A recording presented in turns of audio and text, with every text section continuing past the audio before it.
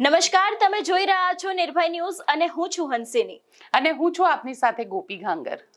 કોળી સમાજના આગેવાન નવનીત બાલદિયાનો જે કેસ છે તે છેલ્લા ઘણા સમયથી ચર્ચામાં આવ્યો છે। આ વિષયને લઈને અત્યાર સુધી ઘણા બધા ખુલાસા થયા છે અને હવે જ્યારે અંતે જયરાજ આહિરને સમન્સ પાઠવવામાં આવ્યું હતું, એસઆઈટીની સમક્ષ તેઓ હાજર થયા છે, પૂછપરછ છે તે પણ કરવામાં આવી છે। આજે આ સમગ્ર વિષયને લઈને વાતચીત કરવી છે કારણ કે કોળી સમાજના લોકો માંગ કરી રહ્યા હતા જયરાજ આહિરની તપાસ કરવામાં આવે ને અંતે આજે જયરાજ આહિરને સમન્સ પાઠવવામાં આવ્યું છે। બિલકુલ હંસિની, સમન્સ એકલું પાઠવવામાં નથી આવ્યું। જયરાજ આહિર પોતે પણ પહોંચી ગયા છે એસઆઈટીની ઓફિસ ઉપર। ત્યાં એમની સઘન પૂછપરછ જે છે તે થઈ રહી છે અને આપણે જ્યારે આ વિડીયો રેકોર્ડ કરી રહ્યા છે ત્યારે અત્યારે હજી પણ જયરાજ આહિરે એસપી ઓફિસમાં એસઆઈટીની સામે પૂછપરછનો ભાગ બનેલા છે। ત્યાં આગળ તેમની સાથે પૂછપરછ ચાલુ છે। જો પ્રમુખ મુદ્દાની વાત કરવામાં આવે, કારણ કે મેં પોતે આ આખા મુદ્દે નવનીતભાઈ સાથે વાતચીત કરી। નવનીતભાઈનું એવું કહેવું છે કે જો મેં જે મુદ્દા આપ્યા છે, લગભગ 15 મુદ્દા એમના દ્વારા આપવામાં આવ્યા છે અને 15 મુદ્દામાં પણ એવિડન્સ આપવામાં આવ્યા છે, સબૂત આપવામાં આવ્યા છે કે આટલા મારી પાસે પુરાવા છે, જેમાં ઓડિયો રેકોર્ડિંગ છે, વિડીયોઝ છે, અલગ અલગ પ્રકારના જેને કહી શકાય કે ઘટનાક્રમ પ્રમાણે લોકોના ફોન પણ આવ્યા છે અને એ જ ફોન કોલ્સના આધારે આજે 2 જણાને પૂછપરછ માટે પણ બોલાવવામાં આવ્યા હતા। એટલે જયરાજ આહિરની જે ભૂમિકા છે એ પ્રબળ આની અંદર થતી જાય છે, કારણ કે ષડયંત્રની કલમ લગાવવામાં આવી। ષડયંત્રની કલમ લગાવવા બાદ એટલું તો સાબિત થઈ ગયું કે નવનીત બાલદિયાને મારવા માટે એક આખું કાવતરું રચવામાં આવ્યું હતું। અને કાવતરું કઈ રીતે રચવામાં આવ્યું હતું તો પહેલા ફોન કોલ કરવામાં આવ્યો હતો, પછી નવનીત બાલદિયાને ત્યાં જઈને લોકો દ્વારા મારવામાં આવ્યો હતો। આ પ્રકારની વાત જે છે તે અત્યારે સામે આવી છે। જયરાજ આહિર આજે જ્યાં ભાવનગર પહોંચ્યા એ વખતના દ્રશ્ય આપણે આપણા દર્શકોને બતાડી દઈએ, કારણ કે ભાવનગર ત્યાં એસઆઈટીની સામે પહોંચ્યા એ વખતના જે દ્રશ્ય હતા તેમને પૂછવામાં આવ્યું કે આને લઈને, આખા મામલાને લઈને શું કહેવું છે, પરંતુ ત્યાં જયરાજ આહિરે મગનું નામ મરી નથી પાડ્યું। આશા રાખીએ કે એસઆઈટીની સામે તેઓ બોલતા હશે અને એ દ્રશ્યને આપણે જોઈ લઈએ। પહેલા તેના સીધા દ્રશ્યો છે તમે તમને બતાવી રહ્યા છીએ। જયરાજ આહિર છે તે હાજર થયા છે। જયરાજભાઈ, શું પહેલી પ્રતિક્રિયા તમારી પર આક્ષેપ થયા હતા, આજે તમે હાજર થયા છો। જયરાજભાઈ, શું પહેલી પ્રતિક્રિયા આપની? જયરાજભાઈ, પહેલી પ્રતિક્રિયા આપની શું?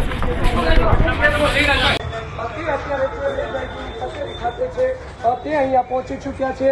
તેના સીધા દ્રશ્યો છે તે અમે તમને બતાવી રહ્યા છીએ। જયરાજ આહિર છે તે હાજર થયા છે। જયરાજભાઈ, શું પહેલી પ્રતિક્રિયા તમારી પર આક્ષેપ થયા હતા, આજે તમે હાજર થઈ છે? કેમેરામેન મારા છે તે તમને દ્રશ્યો બતાવી રહ્યા છે। જયરાજભાઈ, શું કહેશો?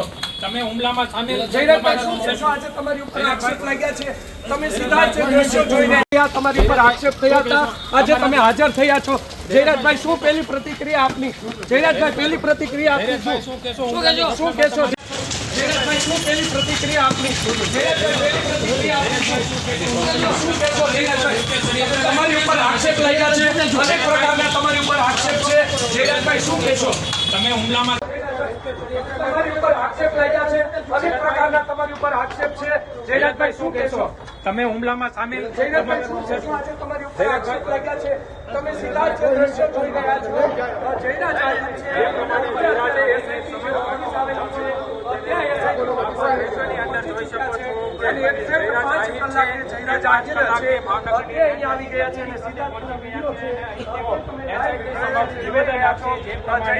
નવનીત બાલદિયા છે તેમના દ્વારા જે જયરાજ આહિર છે તેમના વિરુદ્ધ 15 જેટલા પુરાવા છે તે આપવામાં આવ્યા હતા। કેમેરામેન મારા છે તે તમને દ્રશ્યો બતાવી રહ્યા છે। જયરાજભાઈ, શું કહેશો? તમે હુમલામાં સામેલ? જયરાજભાઈ, શું કહેશો? આજે તમારી ઉપર આક્ષેપ લાગ્યા છે, તમે સીધા જ દ્રશ્યો જોઈને તમારી પર આક્ષેપ થયા હતા, આજે તમે હાજર થયા છો। જયરાજભાઈ, શું પહેલી પ્રતિક્રિયા આપની? જયરાજભાઈ, પહેલી પ્રતિક્રિયા આપની શું કહેશો? શું કહેશો? જયરાજભાઈ, શું કહેશો? તમે હુમલામાં સામેલ? જયરાજભાઈ, શું કહેશો? આજે તમારી ઉપર આક્ષેપ લાગ્યા છે, તમે સીધા જ દ્રશ્યો જોઈને તમારી પર આક્ષેપ થયા હતા, આજે તમે હાજર થયા છો। જયરાજભાઈ, શું પહેલી પ્રતિક્રિયા આપની? જયરાજભાઈ, પહેલી પ્રતિક્રિયા આપની શું કહેશો? જે રીતે આપણે દ્રશ્યો જોયા કે જ્યાં જયરાજ આહિર છે તે એસઆઈટી ની સમક્ષ હાજર થયા છે, પરંતુ વધુ એક વસ્તુ સમજવી છે કે જયરાજ આહિર ઉપર જે અત્યાર સુધીના આક્ષેપો મૂકવામાં આવ્યા છે, એસઆઈટી દ્વારા કયા એવા સવાલો પૂછવામાં આવી શકે છે આ સમગ્ર ઘટનાને લઈને? હંસિની, અહીંયા આગળ જે રીતે નવનીત બાલદિયા દ્વારા એવિડન્સ આપવામાં આવ્યા, જે પુરાવાઓ આપવામાં આવ્યા છે, તે પુરાવાઓના આધારે જયરાજ આહિરની પૂછપરછ કરવામાં આવશે. કારણ કે સૌથી પહેલો જે પ્રમુખ એવિડન્સ જયરાજ આહિરની વાત, જયરાજ આહિરે ફોન કર્યો તો એ વાતની જે સત્યતા છે એ નવનીત બાલદિયાના ઓડિયો કોલથી સાબિત થાય છે. એટલે નવનીત બાલદિયાનું એવું કહેવું છે કે મને પહેલા જયરાજ આહિરે ફોન કર્યો હતો, તો એ ફોનનો પણ ઓડિયો રેકોર્ડિંગ છે. અને એના જ આધારે જ્યારે એમને એફઆઈઆરમાં એનું નામ લખાવવાની કોશિશ કરી તો પીઆઈ ડાંગર હતા, પીઆઈ ડાંગરે એ નામ ન લખતા અજાણ્યા લોકોની વિરુદ્ધમાં આખી એફઆઈઆર કરી છે. ત્યારબાદ આખો મામલો ગરમાયો અને રાજનેતાઓ વચ્ચે આવ્યા, કોળી સમાજના નેતાઓ વચ્ચે આવ્યા. અને સૌથી મહત્વની વસ્તુ તો એ છે કે કોળી સમાજના નેતાઓ છેલ્લા 24 દિવસથી, જ્યારથી આ ઘટના ઘટી છે 30મીની મોડી રાત્રે, એટલે કે ડિસેમ્બરમાં જે ઘટના ઘટી અને આજે જે રીતે 20મી જાન્યુઆરી થઈ છે, એટલે આ આખા ઘટનાક્રમને લઈને જે રીતે કોળી સમાજના નેતાઓનું દબાણ વધી રહ્યું છે સરકાર ઉપર, ત્યારે જ કદાચ મને એવું લાગે છે કોઈ એક સામાન્ય, જો એ કોઈ અન્ય જાતિમાંથી આવતો હોત, અન્ય સમાજમાંથી કોઈ વ્યક્તિ આવતો હોત, પીડિત વ્યક્તિ, તો કદાચ એને ન્યાય ન મળ્યો હોત. અહીંયા તો કોળી સમાજ હતો અને કોળી સમાજ સતત દબાણ કરી રહ્યો હતો. કોળી સમાજનું જે સરકાર ઉપર લગાતાર પ્રેશર બની રહ્યું હતું, એના કારણે જયરાજ આહિરને આજે એસઆઈટી સામે બોલાવવામાં આવ્યો અને એના જ કારણે કદાચ એસઆઈટી જે છે એ બનાવવામાં આવી. અને જો પ્રમુખ પૂછપરછની વાત કરવામાં આવે તો ઓડિયો કોલની વાત છે. સાથે સાથે મુદ્દો એ આવે છે કે તમારો એક વિડીયો પણ વાયરલ થયો હતો, જેમાં જે આરોપીઓ છે તેની સાથે જયરાજ આહિર દેખાઈ રહ્યા છે. તો એ વિડીયો ક્યારનો છે? શું વાતચીત થઈ હતી? એ લોકો કેમ મળવા માટે આવ્યા હતા ને એ લોકોને તમે કઈ રીતે ઓળખો છો? આ પ્રકારના સવાલ જવાબ પણ થઈ શકે. જે આરોપીઓ પકડાયા છે એ લોકોને કઈ રીતે ઓળખે છે? એ લોકોની સાથેના જે કમ્યુનિકેશન હતા, ફોન કોલ ઉપર થયા હતા, તો અત્યારે 5 જેટલા ફોન જે છે તે રિકવર કરવામાં આવે છે, તેને એફએસએલમાં મોકલવામાં આવ્યા છે. એટલે આ બધી જ પૂછપરછ જે છે એ જયરાજ આહિર સાથે અત્યારે એસઆઈટીની ટીમ જે છે એ કરી રહી છે. અને સૌથી મહત્વની વાત અહીંયા આગળ એ આવે છે કે નવનીત બાલદિયાને જે માર મારવામાં આવ્યો છે, તો જયરાજ આહિરની એમાં ભૂમિકા કેટલી? બિલકુલ. એટલે સોપારી આપીને માર મરાવડાવ્યો, એના માટે પેલા લોકોને કઈ પૈસા આપવામાં આવ્યા છે, કોઈ મની ટ્રાન્ઝેક્શન થયું છે, કે પછી લાગી આવ્યું કે માયાભાઈ આહિરને કેમ આ રીતનું બોલવામાં આવ્યું અને આ બધું કરવામાં આવ્યું છે? અને જે લોકોએ માર માર્યો છે એ લોકોએ પણ યારી દોસ્તીમાં કે એમને પણ લાગી આવ્યું એટલે માર માર્યો છે? આ બધી જ વાતનું ઇન્વેસ્ટિગેશન થશે હવે. બિલકુલ. એટલે જે રીતે ક્યાંક જયરાજ આહિરને જે સવાલો પૂછવામાં આવશે એને લઈને વાતચીત કરીને આજે બીજા 2 લોકો છે એ લોકોને પણ એસઆઈટી સમક્ષ બોલાવવામાં આવ્યા હતા. અને એવું માનવામાં આવે છે કે તે લોકો જયરાજ આહિરના ખૂબ ખાસ છે. એક વ્યક્તિનું નામ છે રામભાઈ વાળા અને તેની સાથે જે બીજા એક ચેતનભાઈ છે, એ બંનેને પણ આજે એસઆઈટીએ બોલાવ્યા હતા. અને એ બંને જણા જે છે એ બંને પાછા જયરાજ આહિરના ગામના જ છે. બિલકુલ. હા, એમની સાથે પૂછપરછ કરવામાં આવશે. જે રામભાઈ વાળા જે છે, રામભાઈ વાળાની ભૂમિકા એ છે કે જયરાજ આહિરે જ્યારે નવનીત બાલદિયાના કહેવા ઉપર જે વિડીયો માયાભાઈએ બનાવ્યો હતો, તો એમને રામભાઈને ફોન કર્યો હતો કે આ નવનીત બાલદિયા છે કોણ? બિલકુલ. તેની ડિટેલ્સ જે છે એ રામભાઈ પાસેથી લીધી હતી. નવનીત બાલદિયાનો ફોન નંબર પણ જે છે એ જયરાજ આહિરે રામભાઈ પાસેથી લેવામાં આવ્યો હતો. અને એ જ રાત્રે નવનીત બાલદિયાને માર મારવામાં આવ્યો. ફોન નંબર લીધા પછી રામભાઈએ પણ નવનીત બાલદિયાને ફોન કર્યો હતો અને કહેવામાં આવ્યું હતું કે જયરાજ આહિર આ રીતે ગુસ્સામાં છે અને તમને એ ઓડિયો પણ આપણી પાસે આવ્યો હતો અને આપણે આપણા દર્શકોને સંભળાવ્યો હતો. એટલે ક્યાંક ને ક્યાંક જે કનેક્શન છે, આમ જોવા જઈએ તો આ આખા કિસ્સાની અંદર જો પહેલેથી પોલીસે પોતાની ભૂમિકા નિભાવી હોત તો એસઆઈટી ઇન્વેસ્ટિગેશનની જરૂરત જ ન પડી હોત. પહેલેથી જ આરોપ જયરાજ આહિર ઉપર મુકાયા હતા, તો પહેલા જ દિવસે જો પોલીસે પોતાની ભૂમિકા અદા કરી હોત તો જયરાજ આહિરની પહેલા જ દિવસે ધરપકડ થઈ ગઈ હોત. કારણ કે સામાન્ય કેસની અંદર પણ અરજીની અંદર જ્યારે કોઈ વ્યક્તિને ઉપર આરોપ લાગતા હોય છે ત્યારે એને બોલાવવામાં આવે છે. હવે સૌથી મહત્વની વસ્તુ તો અહીંયા આગળ એ સાબિત થાય છે કે ભારતીય જનતા પાર્ટી સાથે માયાભાઈ આહિર જોડાયેલા છે. મંત્રીના ખાસ, એટલે અર્જુન મોઢવાડિયાના ઘણા ખાસ કહેવાય છે. ઘણા બધા ભાજપના નેતાઓના પણ ખાસ કહેવાય છે. જીતુ વાઘાણી પણ એમાં આવી ગયા અને એમનો દીકરો છે, એટલા માટે કદાચ આ બધું થઈ રહ્યું છે. આ સવાલ કોળી સમાજ પહેલા દિવસથી પૂછી રહ્યો છે. કોળી સમાજ એવું સતત કહી રહ્યું છે કે કેમ તમે પૂછપરછ ના કરો. હવે આજે એક વસ્તુ તને કહી દઉં હંસિની, હવે તું જો જે કોળી સમાજનો જે આક્રોશ હતો આખા ઘટનાને લઈને, એ આક્રોશ કદાચ હવે ધીરે ધીરે શાંત થઈ જશે. બિલકુલ. કારણ કે એમની એક જ માંગ હતી કે સામાન્ય, ચલો એને નથી માર્યો તો તમે એને પછી જવા દેજો ને, પણ તમે એને પૂછપરછ માટે તો બોલાવો, તમે એને સવાલ તો પૂછો કે આ આખો ઘટનાક્રમ થયો છે, જો કોઈ વ્યક્તિ એના ઉપર આરોપ લગાવી રહ્યો છે તો એની સાથે પૂછપરછ કેમ ન કરવામાં આવે? કેમ કે માયાભાઈનો દીકરો છે. એટલે સૌથી અહીંયા આગળ બધા જેટલા પણ કોળી સમાજના નેતાઓ હતા, વકીલો હતા, એ વકીલો એવું કહે છે કે અમે પ્રૂફ જોયેલા છે. એ વકીલો એમ કહે છે કે અમારી પાસે ઘણા બધા એવા એવિડન્સ છે, જે ફોન કોલ્સ ડિટેલ્સ હતી, એ બધું છે. તો પછી કેમ જયરાજ આહિર સાથે પૂછપરછ ન કરવામાં આવે? એક સામાન્ય કિસ્સો તને કહું હંસિની, જો કોઈ સામાન્ય વ્યક્તિ, મને માન કે અત્યારે કોઈનો ફોન આવે અને મને એવું કહે કે આપણે જોઈ લઈશું, અને હું બહાર જાઉં અને મને મારે ને, તો સૌથી પહેલો શક એ વ્યક્તિ ઉપર જ જાય. બિલકુલ. અને હું એ વ્યક્તિની ડિટેલ્સ પણ આપું. એવી જ રીતે નવનીતભાઈએ ડિટેલ્સ આપી છે. તો કેમ પોલીસે ત્યારે ઇન્વેસ્ટિગેશન ન કર્યું? ત્યાં આગળ પીઆઈ ડાંગર જે છે એમને ઢીલ વર્તી આખા મામલાની અંદર. અને અત્યારે કારણ કે આ આખા મામલાની અંદર જે રીતે પીઆઈ ડાંગરે અને પીઆઈ પટેલ દ્વારા ઢીલ વર્તવામાં આવી છે, ક્યાંક એવું મને પણ લાગી રહ્યું છે કે હવે એસઆઈટી જે છે એ કદાચ જો આ મામલાની અંદર એવું ક્લેરિટી આવશે કે ભાઈ પોલીસનું ઇન્વોલ્વમેન્ટ પણ હતું, તો પીઆઈ ડાંગરની તકલીફો વધી શકે છે. પણ કદાચ પોલીસ જે છે એ એસઆઈટી બની શકે કે પોલીસ કર્મચારી છે એટલે એમના માટે થોડું કૂણું વલણ રાખે. પણ અહીંયા સવાલ એ બી આવે છે કે જ્યારે જયરાજ આહિર ત્યાં આગળ પહોંચ્યા છે તો હવે એમની પૂછપરછ થયા પછી એમની ધરપકડ થશે. બિલકુલ. કારણ કે નવનીતભાઈ જે છે એ તો એવું સ્પષ્ટપણે માની રહ્યા છે કે એમની ધરપકડ, જે મેં એવિડન્સ આપ્યા છે એના આધારે જો પૂછપરછ કરવામાં આવે તો એમની ધરપકડ નિશ્ચિત છે. મેં પોતે નવનીતભાઈ સાથે વાત કરી, આપણા દર્શકોને એ સંભળાવીએ, કારણ કે નવનીતભાઈ તો એવું સ્પષ્ટપણે કહી રહ્યા છે કે ધરપકડ તો નિશ્ચિત છે જો મારા પુરાવાઓ ઉપર પોલીસ એમની સાથે પૂછપરછ કરે. તમને લાગે છે કે આ લોકો ન હોત તો, અને એસઆઈટી જે રીતે સરકાર ઉપર દબાણ ઊભું થયું, એ દબાણ ઊભું ના થયું હોત તો આ મામલામાં ઇન્વેસ્ટિગેશન થઈ શકે ખરું? નહીં, તો પોલીસ તો ભીનું સકેલવામાં જ હતી ને બેન પહેલેથી. એ તમે જોયું જ છે, પેલી પીઆઈ ડાંગર છે તો પહેલેથી જ તે બધું ભીનું સકેલવામાં જ હતી આ લોકોની જોડે. ડીવાયએસપી છે એમને પણ મીડિયા પત્રકાર પરિષદ બોલાવીને જાહેર કરી આપ્યું હતું કે આ તો આમ નહીં આમ છે, આખો કેસ ડાયવર્ટ કરી દીધો. તો પછી તો આ બધું ક્યાંથી બધું ખુલ્યું? હું તો એમ કઉ છું આવા અધિકારીઓને એની તપાસ થવી જોઈએ. આ લોકોનું જો આમાં કઈ મિલી ભગત હોય તો એવડે એને તો ડિસમિસ કરવા જોઈએ. આટલી બધી આ લોકોને પૈસાની લાલચ છે. આવા અધિકારીઓ કેટલા લાલસુ પોલીસ હશે પૈસાના, કે આવું બધું ખોટું બધું જે સાચું છે બધું છુપાવવા માંગે છે. અચ્છા, તમારી પોલીસે જયારે એસઆઈટી ની ટીમ સામે તમે ગયા ત્યારે તમારી સાથે શું વાતચીત થઈ હતી, અને જયરાજ આહિરની વિરુદ્ધમાં તમે એવા કયા કયા પુરાવા આપ્યા હતા જે નક્કર પુરાવા છે અને જેના કારણે એસઆઈટી એ બોલાવવા પડ્યા?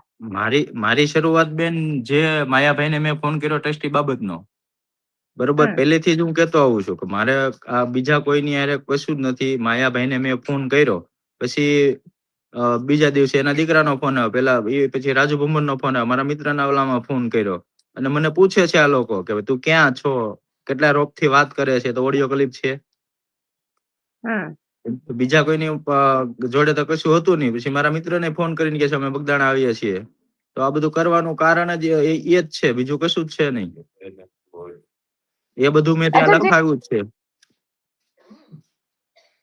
જે વિડીયો કોલ કરવામાં આવ્યો, કારણ કે તમે એવું કીધું કે મારતી વખતે પણ કોકને વિડીયો કોલ કરવામાં આવ્યો હતો. એ તો એસઆઈટી વાળા એવું કીધું છે કે ભાઈ એની એફએસએલ તપાસમાં મોબાઈલ મોકલા છે, એ આવી જાય પછી ખબર પડે. અને સાથે તમારા મોબાઈલની અંદર પણ ઘણા એવા વિડીયો છે જે પોલીસ અધિકારીઓ આની અંદર ઇન્વોલ્વ હતા. એટલે એ પીઆઈ ડાંગર હોય કે પટેલ હોય, આ બંને જણાની પૂછપરછ અત્યાર સુધી એસઆઈટી એ કરી છે. પણ તમને લાગે છે કે એમને પણ આ આખા મામલાની અંદર આરોપી બનાવવા જોઈએ, કારણ કે એ પણ એટલા જ જવાબદાર છે કે તેમને પોતાની જે જવાબદારી હતી એ સરખી રીતે નથી નિભાવી? પટેલ સાહેબ છે એમની પાસે તો ઝાઝો ટાઈમ તપાસ રહી જ નથી. પીઆઈ ડાંગર પાસે હતું, જે કાંઈ હતું એ ડાંગરે જ બધું આખો કેચ આખો ડાયવર્ટ કરવાનું ને બધું પહેલેથી જ તે ગોટાળે ચડાવ્યું છે બધું. તમને લાગે છે એમની વિરુદ્ધ પણ કાર્યવાહી થવી જોઈએ? થવી જ જોઈએ ને, એમની પણ કોલ ડિટેલ ને બધું એના લોકેશન ને બધા ટ્રેસ થવા જોઈએ કે આ કયા સમયે ક્યાં હતા. જે આરોપીઓ પકડ્યા છે એમને પણ અહીંયા બગદાણા પોલીસ સ્ટેશનમાં વીઆઈપી ટ્રીટમેન્ટ આપી હતી એને શરૂઆતમાં જ. કોઈને લોકઅપ નથી કર્યા. અને આજે તમને શું લાગે છે જયરાજ આહિરનું શું થશે? કારણ કે જયરાજ આહિર એસઆઈટી સામે પહોંચ્યા છે, હવે ધરપકડ થશે કે પછી એમને છોડી દેવામાં આવશે? શું થશે? મારી ફરિયાદ પ્રમાણે જો તપાસ પૂછપરછ થશે અને મારા જે મેં પ્રૂફ આપ્યા છે એ પ્રમાણે ચાલશે તો એની સીધી ધરપકડ જ થશે.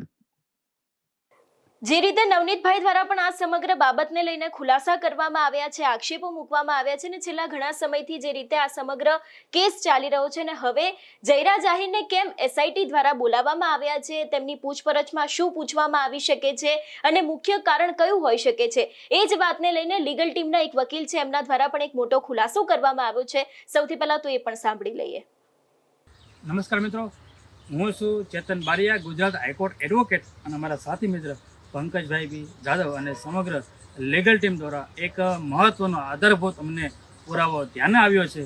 જે પુરાવો 29 ડિસેમ્બરના રોજ નવનીતભાઈ ઉપર 8 ઇસમો દ્વારા જે જીવલેણ હુમલો કરવામાં આવ્યો હતો એ વિડીયોની માઇલ પર કંઈક ને કંઈક સવાલની અંદર જ જવાબ છુપાયેલો હોય એવો અમને લાગતા, અને ખાસ કરીને અમે ક્રિમિનલ ડિફેન્સ લોયર હોવાથી પુરાવા અને એવિડન્સ અને તથ્યો પર અમારી ખાસ પકડ હોય છે.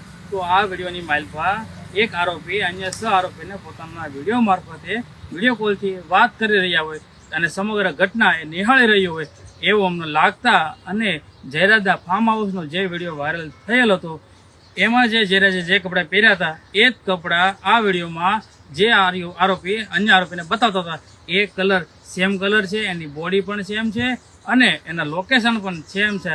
આના બેઝ ઉપર અમે સમગ્ર ગત રોજ એક વિડીયો વાયરલ કરેલ જે સમગ્ર ગુજરાતમાં તમામ વ્યક્તિએ જોયેલ, અને ખાસ કરીને એસઆઈટી ટીમના અધ્યક્ષ જયવીર ગઢવીને પણ એવું લાગેલ કે નહીં કંઈક ને કંઈક આમાં પ્રાઇમા ફેસી એવિડન્સ છુપાયેલું છે, જેના બેઝ ઉપર જયરાજ આહિરને આજરોજ પોલીસ સ્ટેશનમાં એને નિવેદન માટે બોલાવેલ છે. તો સમગ્ર એસઆઈટી ટીમને હું ખૂબ ખૂબ અભિનંદન આપું છું, અને આમાં કોઈ પણ જાતનું કાચું કપાય નહીં અને સમગ્ર ઘટના નિષ્પક્ષ રીતે અને તટસ્થ રીતે તપાસ કરવામાં આવે એવી મારી માંગ છે. અને સમગ્ર કોળી સમાજના તમામ આગેવાનો અને તમામ નેતાઓ અને સમગ્ર કાર્યકર્તાઓને મારે ખાસ વિનંતી છે કે આપણે આપણા સમાજના લોકોને એવી માહિતી આપીએ કે કોઈ જાતનું ઉગ્ર આંદોલન ન થાય, કોઈ જાતનું બર વિગ્રહ ન થાય. તો કાયદામાં રહીને આપણે ફાયદામાં રહી અને ન્યાય અને સત્ય તરફ આપણે આગળ વધીએ એવી મારી પ્રાર્થના છે.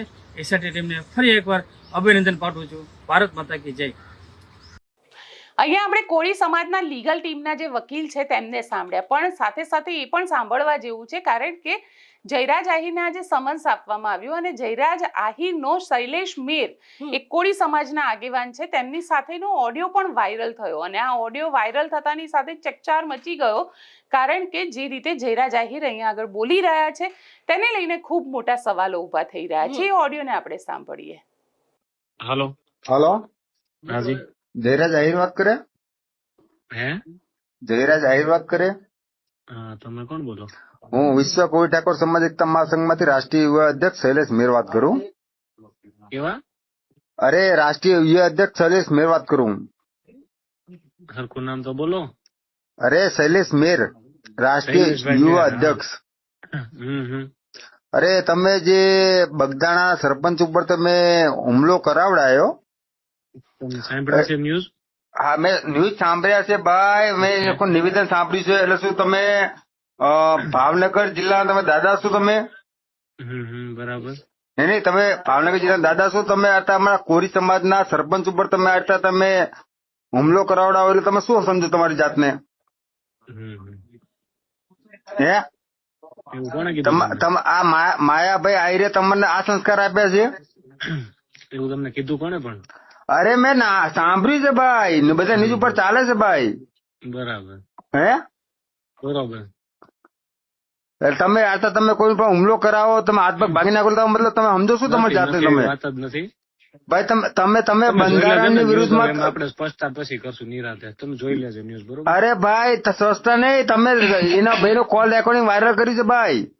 કોણે? એ ભાઈ કોલ રેકોર્ડિંગ વાયરલ કર્યું છે. તમે આ પણ તમે ક્યાં પછીનું છો? તો જોઈ લ્યો, આખી વાત જુદી નહીં છે. નહીં, તમે ક્યાં છો? તમે મતલબ તમે ક્યાં છો એનો મતલબ શું ભલે, થાય ભલે, ભાઈ? કાંઈ વાંધો નહીં, ભલે ભલે, સારું. ભાઈ મારે તમે અહીંયા જયરા જાહીરનો આ ઓડિયો સાંભળ્યો. જયરા જાહીર અત્યારે SIT ની સામે બેઠા છે અને અમે જ્યારે આ બુલેટિન રેકોર્ડિંગ કરી રહ્યા છે, કારણ કે 8 વાગી ચૂક્યા છે અને આ બુલેટિન રેકોર્ડિંગ થોડું વહેલું થયું છે, એટલે જ્યારે બુલેટિનનું રેકોર્ડિંગ ચાલી રહ્યું છે ત્યારે જયરા જાહીરની પૂછપરછ ચાલી રહી છે. જોઈએ કે હવે જયરા જાહીર જે છે તેને પોલીસ દ્વારા એટલે કે SIT ની ટીમ દ્વારા ધરપકડ કરવામાં આવે છે કે પછી તેમને સવાલ જવાબ કરીને જવા દેવામાં આવે છે, એ પણ જોવાનું રહેશે. જે પણ અપડેટ હશે અમે તમને આપતા રહીશું. નિર્ભય ન્યૂઝને તમે જોતા રહો, કારણ કે જે રીતે આ આખી ઘટના સામે આવી છે, કદાચ ડિજિટલ મીડિયા ન હોત તો આખી ઘટનાની અંદર અત્યારે જયરા જાહીર જે SIT ની સામે આવે છે તે કદાચ તમને જોવા ન મળે, કારણ કે ક્યાંક ને ક્યાંક મામલો ઢંકાઈ ગયો હોત. હવે વાત કરી લઈએ ભ્રષ્ટાચારની ટાંકીની. ભ્રષ્ટાચારની ટાંકીની વાત કરવાની છે હંસીની, કારણ કે સુરતની અંદર આ એક નવી ટાંકી બની હતી. 21 કરોડ રૂપિયાના ખર્ચે આ નવી ટાંકી બનાવવામાં આવી હતી અને આ નવી ટાંકીનું ટેસ્ટિંગ કરતી વખતે જ આ નવી ટાંકી તૂટી ગઈ. સવાલ અહીંયા એ ઊભો થઈ રહ્યો છે કે સોશિયલ મીડિયા ઉપર 2 વિડીયો વાયરલ થઈ રહ્યા છે. એક વિડીયો છે કોંગ્રેસની 40 વર્ષ જૂની ટાંકીનો, જેની ઉપર JCB ચાલી રહ્યું છે અને એ ટાંકીને તોડવા માટે JCB મૂકવું પડ્યું. અને આ ટાંકી જે હમણાં જ બનાવવામાં આવી છે પણ ભ્રષ્ટાચારની ટાંકી છે. 21 કરોડ રૂપિયાના ખર્ચે બનાવવામાં આવી છે અને ટાંકી પહેલી જ વાર ટેસ્ટિંગમાં તૂટી ગઈ. એટલે જનતાના જે 21 કરોડ રૂપિયા છે એ પાણીમાં જતા રહ્યા છે અને નેતાઓને જલસા છે. ભ્રષ્ટાચારના આરોપ લાગી રહ્યા છે, અધિકારીઓ ઉપર લાગી રહ્યા છે, નેતાઓ ઉપર લાગી રહ્યા છે. અને સૌથી મહત્વની વાત અહીંયા એ છે કે જે વિકાસની વાતો આપણે કરીએ છીએ, અહીંયા આગળ ક્યાંક 2017ના ચૂંટણી વખતે વિકાસ ગાંડો થયો, આ પ્રકારનું એક કેમ્પેનિંગ પણ કરવામાં આવ્યું હતું. કદાચ અહીંયા આગળ આ વિકાસ ગાંડો ને પણ વિકાસ પડી ગયો છે એવું હું કહીશ, કારણ કે આ વિકાસ ઊભો થયો અને તૂટી ગયો. 21 કરોડ રૂપિયા જનતાના પાણીમાં જતા રહ્યા અને સરકાર જે છે આ આખા મામલે કશું જ બોલી નથી રહી. સવાલ એ પણ હંસીની મને અહીંયા આગળ થઈ રહ્યો છે કે જો જનતાના પૈસા આવી જ રીતે તૂટી જવાના હોય, પડી જવાના હોય, તો મને શક્તિસિંહ ગોહિલનું એક એમની સ્પીચની અંદર એમને એક વસ્તુ બોલ્યા હતા કે સારું છે આ બધું જેટલું બન્યું છે, ડેમ બન્યા છે કે જે ઇન્સ્ટિટ્યૂટ બન્યા છે એ બધા કોંગ્રેસના સમયમાં બન્યા છે. જો ડેમ ભારતીય જનતા પાર્ટીના ભ્રષ્ટાચારમાં બન્યા હોત તો આ ડેમ તૂટી ગયા હોત. એટલે ક્યાંક અહીંયા આગળ સવાલ એ પણ ઊભો થઈ રહ્યો છે કે આ આખી ઘટના જે સામે આવી, સરકાર શું કરશે હવે? આને લઈને આ કાર્યવાહી કરશે, કારણ કે 68 કરોડના ખર્ચે હાટકેશ્વર બ્રિજ બનાવવામાં આવ્યો. માત્ર 3 વર્ષ ચાલ્યો અને બ્રિજને બંધ કરી દેવામાં આવ્યો અને હવે બ્રિજને તોડવા માટે પણ પૈસા આપવામાં આવી રહ્યા છે અને પછી નવું બનાવવાના પણ પૈસા આપવામાં આવશે. એટલે જે કન્સ્ટ્રક્શન કામ કરવામાં આવે છે કેટલી હલકી કક્ષાનું કરવામાં આવે છે, પણ તેની જવાબદારી કોણ લેશે તે નક્કી નથી થતી. આરોપીઓ જે છે એ પકડાય છે તો તેને તરત જામીન મળી જાય છે અને ક્યાંક ને ક્યાંક ભાજપના નેતા સાથે કનેક્ટેડ હોય છે આ બધા કોન્ટ્રાક્ટરો. તેમને કેમ તેમની વિરુદ્ધમાં કાર્યવાહી નથી થતી અને કડક કાર્યવાહી કેમ નથી કરવામાં આવતી? અમે તો ભૂપેન્દ્ર દાદાને એટલું ચોક્કસથી કહીશું આ ઘટના પછી કે આવા જે ભ્રષ્ટાચારીઓ છે તેમની વિરુદ્ધમાં એવી કાર્યવાહી કરો કે કોઈ ભ્રષ્ટાચાર કરતા પણ ડરે. જો આ થશે ગુજરાતની અંદર તો વિકાસ કદાચ આવી રીતે પડી નહીં ગયો હોય. આપ શું માનો છો મને કોમેન્ટ બોક્સમાં ચોક્કસથી લખીને જણાવજો અને અમારી ચેનલ નિર્ભય ન્યૂઝને લાઇક, શેર અને સબસ્ક્રાઇબ કરવાનું ભૂલશો નહીં. આભાર.